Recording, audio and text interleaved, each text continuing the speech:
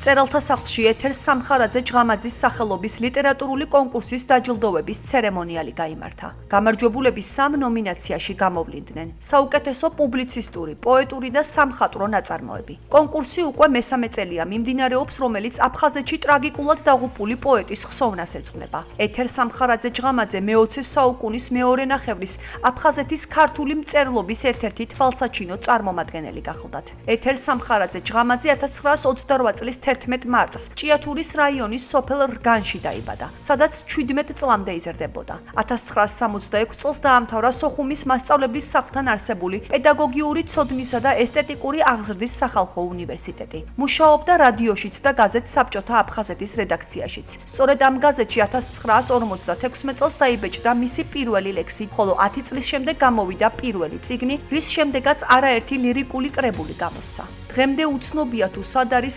აფხაზეთში ტრაგიკულად დაღუპული პოეტის საფლავი. ეს პროექტი გათვლილია უფრო ქალებზე, ვინაიდან ჩვენი ძვირფასი ქალბატონი ეთერი იყო მსხვერპლი ძალადობის და დღესაც მისი ცხედარი არ არის ნაპოვნი. ჩვენი მოვალეობა ასეთი ქალბატონები გავიხსენოთ, დავაფასოთ, მომავალ თაობას უთხრათ, როგორი ქალბატონები ყავდა აფხაზეთს, რომ ძლიერი პოეტი იყო, უნიჭიერესი, ულამაზესი და ქალაქის კოლორის წარმოადგენდა. მესამე წელია საქართველოში ტარდება ძალიან მნიშვნელოვანი კონკურსი, რომელიც გმირ ქალბატონს ეთერ სამხარაძე ჭღამაძეს ეძღვნება.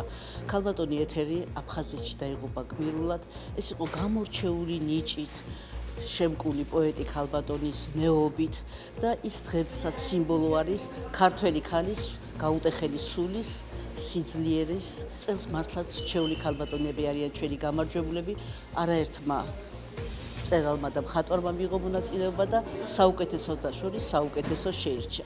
ეს კონკურსი ეთერ სამხარაძე ჭღამაძის სახელობის პრემიის მოსაპოვებლად არის განსაკუთრებული. რატომ? იმიტომ რომ ეს პოეტი ქალბატონი ჩემთვის არის სიმბოლო ქართულ-აფხაზური მეხსიერების. ის გაყვა რეალურად ოჯახს, რომელიც დასახლებად გაიყვანეს, იმ იმედით რომ გადაარჩენდა. თან წაიღო ალბომი, რომელშიც ინახება ქართულ-აფხაზური მეხსიერების ამსახველი ფოტოები, მაგრამ სამწუხაროდ ომს არ შეეძლო ამ მეხსიერების ნათელი მხარეები დაენახა. ამიტომ ეს პრემია სიმბოლოა. ეს არის სიმბოლო ჩვენი მეხსიერების და ჩვენ ეს მეხსიერება უნდა გადავცეთ, ეს ესტაფეტა უნდა გადავცეთ თაობებს. კონკურსში მონაწილეობის შესახებ დამირეკეს და თემა ეხებოდა აფხაზეთს. აი დაუფიქრებლად გადავწყვიტე, რომ მიმეღო მონაწილეობა აფხაზეთის ჩემი სუსტი თემაა და თან კიდე როცა ქალბატონს მის სახელობის ძაღლი, რომელიც დაიხვრიტა აფხაზეთში, არ შეიძლებოდა არ მიმეღო მონაწილეობა.